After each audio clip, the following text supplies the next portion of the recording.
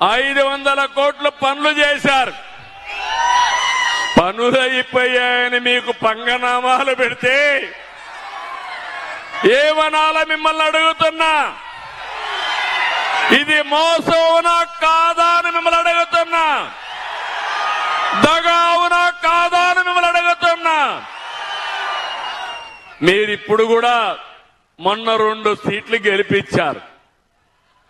ఇదే ఒంగోలు పార్లమెంట్ లో ఎర్రగొండపాలెం దర్శిని గెలిపించారంటే నేను నిజంగానే బాధపడుతున్నా. రాష్ట్రం మొత్తం 1 సైడ్ ఎన్నికలు జరిగాయి. ఈ ఒంగోలులో బ్రేక్ పడింది.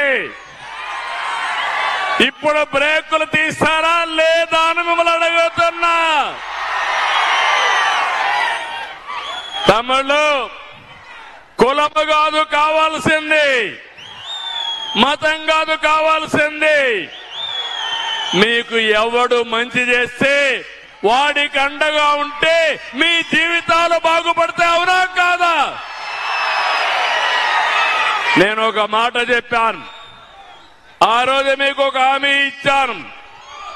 సంక్షేమ కార్యక్రమాలు చేస్తానని చెప్పా.